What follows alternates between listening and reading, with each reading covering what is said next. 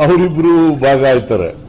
ಆ ಭಾಗ ಆಗುವಾಗ ಅರಸಿನ ಕುಂಕುಮಕ್ಕೆ ಅಂತೇಳಿ ಮಲ್ಲಿಕಾರ್ಜುನ ಸ್ವಾಮಿ 2010ರಲ್ಲಿ ದಾನಪತ್ರ 2010 6/10/2010 ದಾನಪತ್ರ ಇದು ದಾನಪತ್ರದ ಮೂಲಕ ಕೊಡ್ತಾರೆ. ಅವರು ದಾನಪತ್ರದ ಮೂಲಕ ಅವರಿಗೆ ಕೊಡ್ತಾರೆ. ಏನಾದರೂ ಇಲ್ಲೀಗಲ್ ಇದೆಯಾ ಇದರಲ್ಲಿ? ಕೈಗೆ ತಗೊಂಡಿರ್ತಾರೆ, ಕೈಗೆ ತಗೊಂಡ್ಮೇಲೆ ಕನ್ವರ್ಷನ್ ಆಗುತ್ತೆ, ನಮ್ಮ ಸ್ವಾಧೀನದಲ್ಲೇ ಇರ್ತದೆ. ಆದ್ಮೇಲೆ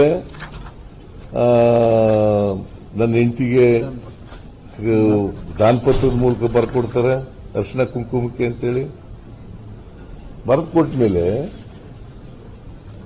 ನಮಗೆ ಈ 2014ರಲ್ಲಿ 13-14ರಲ್ಲಿ ಗೊತ್ತಾಯ್ತು ಈ ಜಮೀನು ಮೂಡಾದವರು ಅಕ್ರಮವಾಗಿ ಸ್ವಾಧೀನಕ್ಕೆ ತಕೊಂಡು ಸೈಟ್ ಮಾಡಿ ಪಾರ್ಕ್ಗಳು ಮಾಡಿ ಹಂಚಿಬಿಟ್ಟಿದ್ದಾರೆ ಅಂತ. ಆಗ 2014ರಲ್ಲಿ ಎಲ್ಲರೂ 2014 ಅಪ್ಲಿಕೇಶನ್ ಕೊಡ್ತಾರೆ. ನಮಗೆ ನೀವು ನಮ್ಮ ಜಮೀನನ್ನ ಅಕ್ರಮ ಮಾಡ್ಕೊಂಡ್ಬಿಟ್ಟಿದ್ದೀರಿ, ನಮಗೆ ಪರ್ಯಾಯ ಜಮೀನು ಕೊಡಿ ಅಂತ ಕೇಳ್ತಾರೆ. Is there any wrong? Is there any illegality? ತಪ್ಪಾಗಿದೆ ಅಂತ ಮೂಡಾದವರು ತಪ್ಪಾಗಿದೆ ಅಂತ ಎಲ್ಲ ಇದು ವೆಂಕಟೇಶಯ್ಯ ಅವರು ಅಪ್ಲಿಕೇಶನ್ ಕೊಟ್ಟಿದ್ದೀರಿ ನನ್ನ ಫ್ರೆಂಡ್ 2014 2 ಅಪ್ಲಿಕೇಶನ್ ಕೊಡ್ತಾರೆ.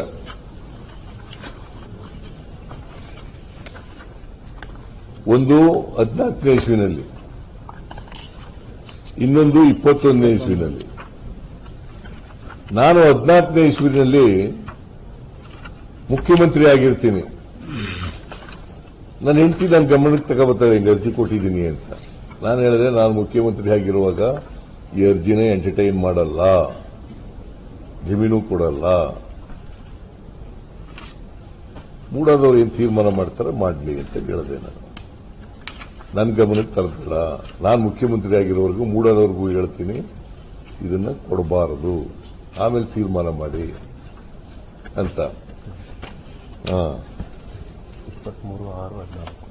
23/6/14ರಲ್ಲಿ ಅರ್ಜಿ ಕೊಡೋದು, ಇದು ಮೊದಲನೇ ಅರ್ಜಿ.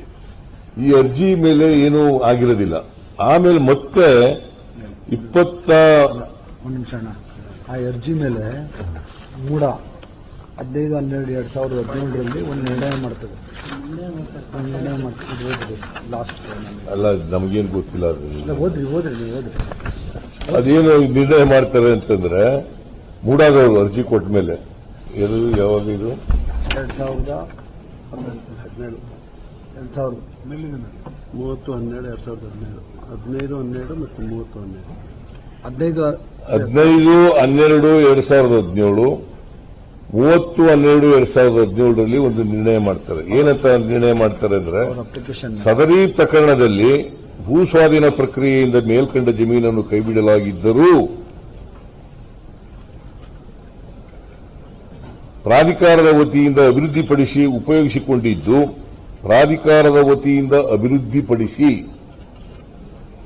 ಉಪಯೋಗಿಸಿಕೊಂಡಿದ್ದು ಪ್ರಾಧಿಕಾರದಿಂದ ತಪ್ಪಾಗಿರುವುದರಿಂದ, ಇದು ನಿರ್ಣಯ ಮಾಡಿರೋದು ಮೂಡದಲ್ಲಿ. ಪ್ರಾಧಿಕಾರದಿಂದ ತಪ್ಪಾಗಿರುವುದರಿಂದ ಕೆಸರೆ ಗ್ರಾಮದ ಸರ್ವೆ ನಂಬರ್ 464 3 ಎಕರೆ 16 ಗುಂಟೆ ಜಮೀನನ್ನು ಪ್ರಾಧಿಕಾರವು ಉಪಯೋಗಿಸಿಕೊಂಡು ಅಭಿವೃದ್ಧಿಪಡಿಸಿ ನಿವೇಶನ, ಉದ್ಯಾನವನ, ರಸ್ತೆಗಳನ್ನು ಸಾರ್ವಜನಿಕ ಉಪಯೋಗಕ್ಕೆ ಮೇಲ್ಕಂಡತೆ ನೀಡಿರುವುದರಿಂದ ಪ್ರಾಧಿಕಾರವೇ ಸ್ವಾಧೀನದಲ್ಲಿದ್ದು ಅಭಿವೃದ್ಧಿಪಡಿಸದೇ ಇರುವ ಜಮೀನನ್ನು ಅರ್ಜಿದಾರರಿಗೆ ಬದಲಿಯಾಗಿ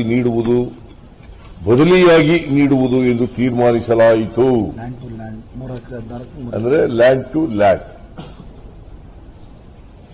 ಯಾಕಂತಂದ್ರೆ ಸುಂದರಮ್ಮ ಅಂತೇಳಿ ಒಬ್ರು ಮೈಸೂರಿನವರು, ಸುಂದರಮ್ಮ ಅವ್ರದ್ದು 2 ಎಕರೆ 17 ಗುಂಟೆ ಜಮೀನು